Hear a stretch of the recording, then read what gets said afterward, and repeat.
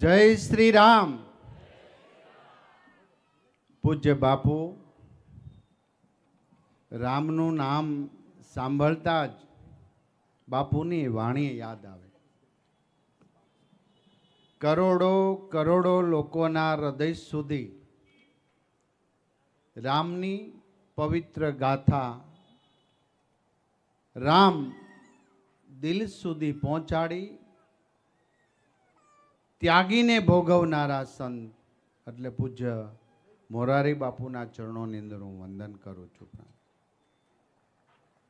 શિક્ષણ મંત્રી બન્યા પછી મારા જીવનનું કોઈ જો શ્રેષ્ઠ કાર્ય હોય તો એ હતું, બાપુએ મને એમના ગામ તલગાજરડા આમંત્રણ આપ્યું. અને એ આમંત્રણ એવું હતું કે બાપુ જે શાળામાં ભણ્યા એ શાળાને એ જ રીતે રહેવા દઈ એનું રિનોવેશન કર્યું અને એનું લોકાર્પણ મારા હસ્તક બાપુએ કર્યું છે. મારા જીવનનો સૌથી એ દિવસ શ્રેષ્ઠ હતો. પીપી સવાણી ગ્રુપ દ્વારા શહેરને ને ગુજરાતને એજ્યુકેશન માટે ખૂબ સારું આપ્યું છે.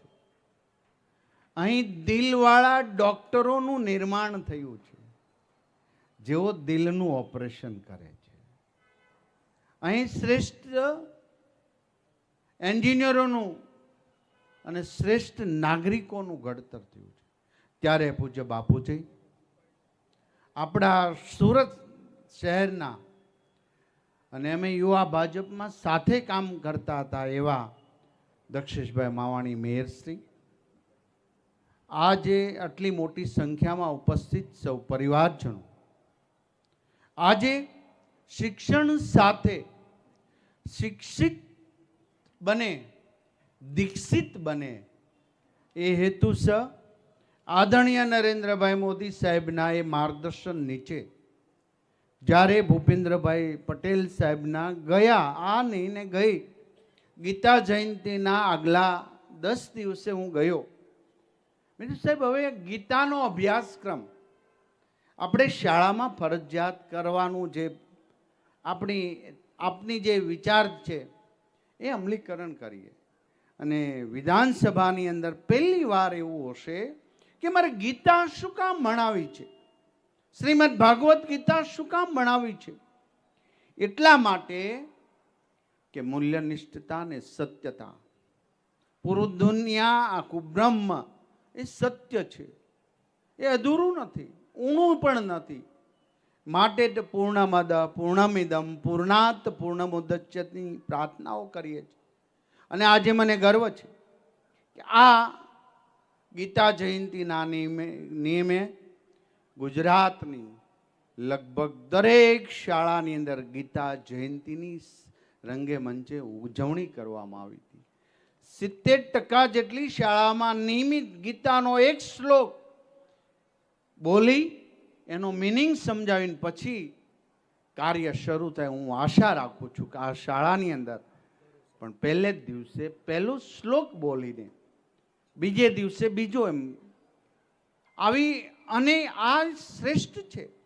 આવનારા સમયમાં અણુબોમ્બ એ સમય વિશ્વની સમસ્યા નથી, ડ્રગ્સ એ વિશ્વની સમસ્યા છે, ડિપ્રેશન એ વિશ્વની સમસ્યા. હું નથી કહેતો, યુનો દ્વારા અનેક આવી કોન્ફરન્સની અંદર ચર્ચાઓ થઈ છે. ત્યારે એના ભોગ ના બનીએ એ માટે પૂજ્ય બાપુ જેવા સંતોની આશીર્વાદથી અને અમે આ બધું થઈ છે, કર્યું છે, એ નિમિત્ત માત્ર હોય છે. આપણે કંઈ બહુ મોટા થઈ ગયા કે, પણ જે છે એ પીરસવું.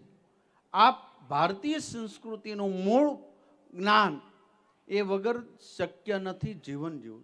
દોડીને કેટલા જશે, સોશિયલ મીડિયા બધી લાગણી વિહોણ થતા કંઈક તો ઉણપ છે જ આપણી કંઈક વ્યવસ્થામાં. એક વ્યક્તિ, એક રાજનેતા ભ્રષ્ટાચારી બને, એક લોયર ભ્રષ્ટાચારી બને, એક અધિકારી ભ્રષ્ટાચારી બને. કેમ? કંઈક તો શિક્ષણ પાવામાં આપણી કંઈક ઉણપ રહે અને એ ઉણપ શ્રીમદ ભાગવત ગીતા પૂર્ણ કરશે.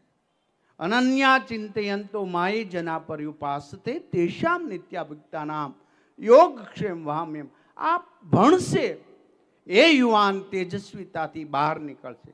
અનેક વિદ્યાર્થીઓ વરાછામાં જ્યારે કતારગામની અંદર આજે અહીંયા આ વિસ્તારની અંદર શરૂ થયું છે ત્યારે વરાછાના એ પોકેટની અંદર આજે તો યુનિવર્સિટીનું પણ શ્રેષ્ઠ નિર્માણ થયું છે.